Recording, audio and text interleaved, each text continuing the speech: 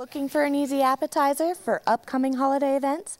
Coming up, I'll show you how to make an impact at any holiday get-together. Coming up, I'll show you what club sport on campus made some waves this season. From Germany to the U.S., we'll have Claudia Ricosa here in studio to talk to us about being an international student athlete here at Utah.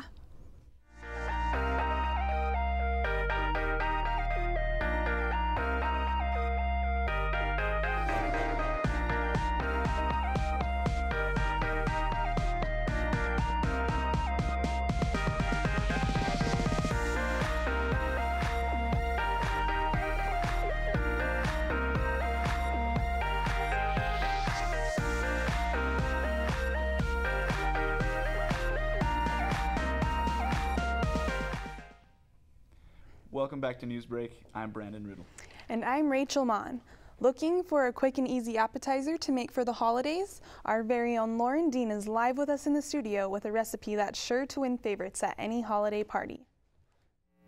Now what we are making today are water chestnuts wrapped in bacon.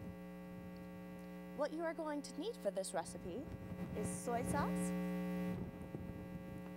whole water chestnuts. Make sure they're whole, not the halves. You have both options at the store.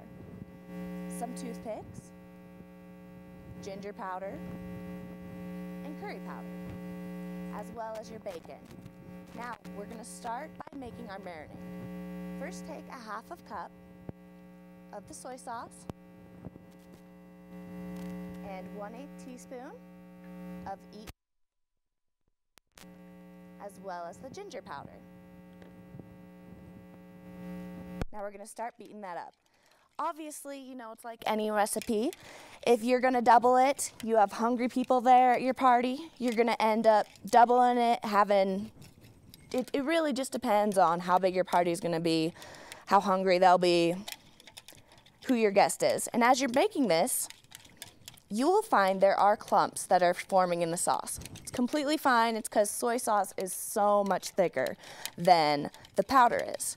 Just keep stirring it. It'll end up being smooth, and it's really okay. It's really just for the flavor if you do have those little clumps left. So now we're gonna move over to our bacon. I've already pre-cut these. You're gonna need to cut your bacon into thirds. So they've been pre-cut for you guys. What we're gonna do is you're gonna place that whole water chestnut, wrap the bacon over it, stick it, and put it in your pan. Now you'll notice that I am overlapping these. You really need to overlap it, otherwise your appetizer will fall apart. Makes the bacon a little crispier. It kind of messes up the little piece. So make sure that you do overlap those, and then you'll put it in your pan. Now the pan, I really prefer to use a glass pan. That's simply just because I like to be able to look in the oven, turn on the light, see you straight through the pan. Don't have to tilt it, don't have to pull it out. It's just perfect the way it is. So once you have that pan, you're gonna take your marinade that you just made, pour it over the top of your product. Cover it with saran wrap. Make sure to put it into the fridge, and then you will marinate this for 30 to 45 minutes, depending on what you like. I'm a salt lover, so I put it in there for the 45 minutes. After it's in the fridge, you're gonna run over and preheat the oven to 325 degrees, so it's ready to go as soon as your bacon is done marinating. After it's done marinating, take it out, drain it, and then put it into the oven. I recommend putting it in there for about 45 minutes, but really it's up to you, what your preference is. Some people like their bacon super crisp, some people like it a little on the softer side. My personal way, I like it a little bit softer. I like to be able to taste that water chestnut, but it's really up to you. After that's finished, you're gonna pull out your product, wipe off the grease. There will be some grease on it depending on how fatty the bacon that you choose is. So wipe off the grease, put it on a dish, and I like to serve it piping hot. That's usually how people like it. So simply serve and enjoy.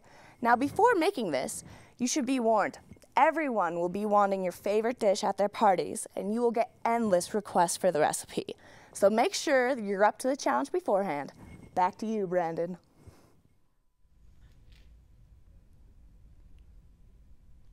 Well, that makes me excited for the upcoming holidays. It sounds delicious, Lauren. For those of you who